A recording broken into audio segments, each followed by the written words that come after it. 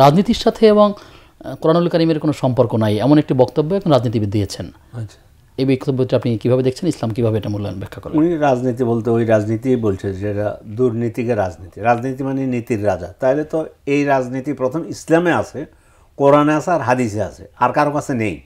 এবং কেউ নিয়ে যদি এটা ইসলাম থেকে রাজনীতি নিতে চায়, রাজনীতি মুক্ত হলে ইসলাম, তাহলে ইসলাম থাকবে না। যদি রাজনীতি বলতে সেরা নীতি বলি, আল্লাহ আমাদের রাসূলও করেছেন, নবী তো আছেনই, সাথে তিনি ইসলামী রাষ্ট্র পরিচালনা করেছেন, আবু বকর রাষ্ট্র পরিচালনা করেছেন, ওমর রাষ্ট্র পরিচালনা করেছেন, সে থেকে আজ পর্যন্ত, আজ থেকে কিয়ামত পর্যন্ত যত রাষ্ট্র চলবে, তো উনি কি তাইলে রাষ্ট্রগুলো ইহুদিদের হাতে দিয়ে? আমি এক ধরনের একটা প্রশ্নের সম্মুখীন এক জায়গায় হয়েছিলাম, সৌদি আরব একটা রাস্তায়। আচ্ছা আচ্ছা, এক বাঙালি বলেছিল যে আমরা তো এই কাজ করবো, রাজনীতির ভিতরে আমরা করতে যাবো কী জন্য? আরে পাগলের পাগল, রাজনীতি বলতে যদি নীতির রাজা হয়, আমি আমার ওই ভাইকে এটা বলতেছি না, আমি ওভারঅল বলতেছি।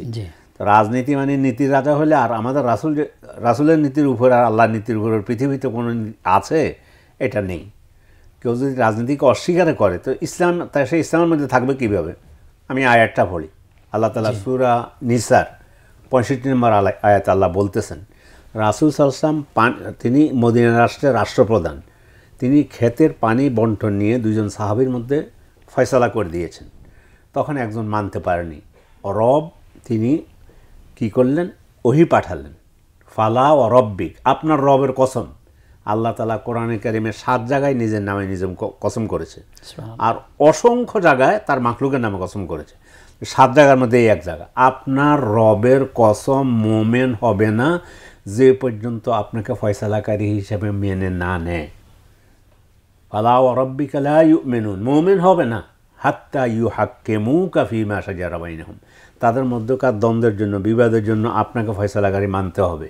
ওই যে পানি বন্টন বিচার করে দিয়েছে, হাত্তা ইউহাক্কিমু ফীমা শাজারা সুম্মা লা ইয়াজিদু ফি আনফুসিহিম হারাজাম মিম্মা কাদাইত, আপনি যে ফয়সালা দিয়েছেন এ সম্পর্কে মনের মধ্যে কোনো কুটিলতা থাকতে পারবে না। ওয়া ইউসাল্লিমু তাসলিমা, সর্বান্তকরণে মেনে নিতে হবে। তো আবু বকরকে খলিফা বলা হয় কি জন্য? খলিফাতুল মুসলিমিন, তিনি কি রাষ্ট্র পরিচালনা করেন নাই? অবশ্যই করেছেন। ওমর রাদিয়াল্লাহু তাআলা, ওসমান রাদিয়াল্লাহু তাআলা, আলী রাদিয়াল্লাহু তাআলা, মুআবিয়া রাদিয়াল্লাহু তাআলা, এরপরে ওমর ইবনে আব্দুল আজিজ থেকে আজ পর্যন্ত। হ্যাঁ, আমরা কেউ ভালো কেউ মন্দ, কিন্তু সমস্যা হয়ে গেছে কি, অনেকে বলে যে আমাদের এই সংগঠনটা হচ্ছে অরাজনৈতিক সংগঠন, এটা হচ্ছে ওনাদের ভালো মানুষ, নেককার মানুষ, তারপরে ইসলামের বিরুদ্ধে কেউ কথা বললে জেগে ওঠে। সেটা ওই দৃষ্টিকোণ থেকে আমি নেই যে রাজনীতি যখন, দুর্নীতি যখন রাজনীতি হয়ে গেছে, তো সেই দুর্নীতির সাথে আমরা নাই, এই ধরনের মনে হলে হইতে পারে, কিন্তু ইসলামে রাজনীতি নেই। তো রাজনীতি ইসলাম ছাড়া আছে কোথায়, এটা না বলা দরকার ছিল, যে ইসলাম ছাড়া কি আসলে আর কারো রাজনীতি করার অধিকার আছে?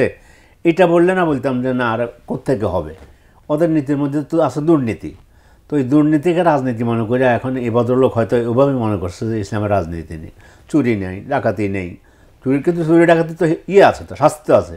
এই যে 3 প্রকার ইসলামের শাস্তি বিধান, ইসলামের শাস্তি 3 ধরনের, হুদুদ, কিসাস, তাজির। তো হদ কে কায়েম করবে?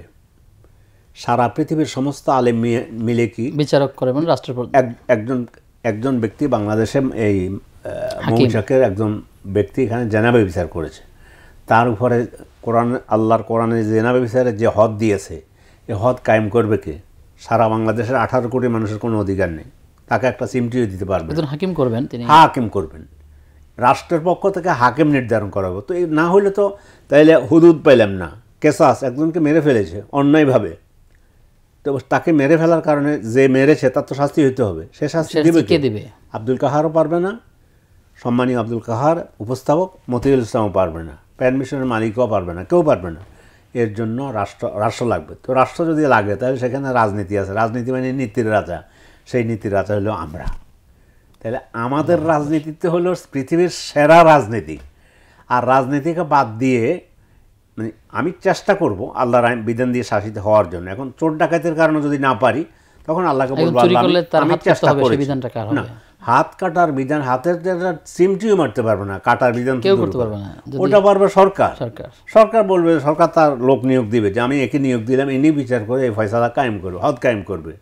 এরপরে ইনি বিচার করে এরপরে কেসাস কায়েম করবে। এরপর তাজিরের ব্যাপারটা হবে, সেটার জন্য ইসলামী শুরা থাকবে, মাজলিসের শুরা বলবো। এখন আধুনিক যুগে যদি আমরা সেটাকে পার্লামেন্ট বলি, তখন পার্লামেন্ট সেখান থেকে আইন করবে।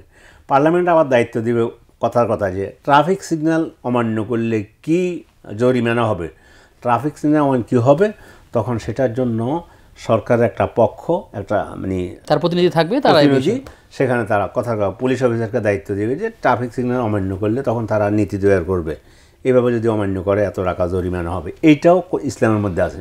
ফলে ইসলামের একবারে কোনো একটা দিক পৃথিবীর কেউ দেখাতে পারবে না যে এটার সমাধান ইসলামে নাই। এই জন্য রাজনীতি থাকলে ইসলামে আছে, আর অন্যদের কাছে যেটা আছে সেটা দুর্নীতি, নাম দিয়েছে রাজনীতি। চমৎকারই বলেছেন। তার মানে হচ্ছে ওনাদের কাছে দুর্নীতি আছে, যেটাকে তারা রাজনীতি বলছে।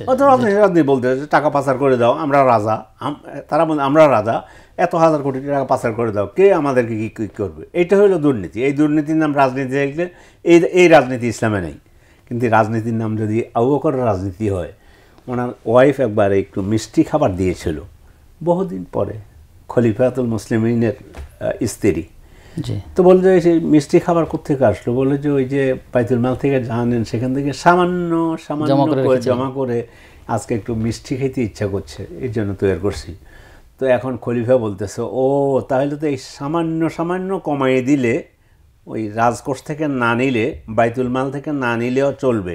এখন থেকে ঘোষণা দেওয়া হলো যে ওই এটা এই অল্প যেটা আরও কমাইয়ে দেওয়ার জন্য। এ হলো রাজনীতি। আর আমার এটার উদ্ধৃতি হচ্ছে, আমি মাওলানা আব্দুর রহিম সাহেবের খোলাফায়ে রাশিদিন বই থেকে কথাটা উদ্ধৃতি দিয়েছি।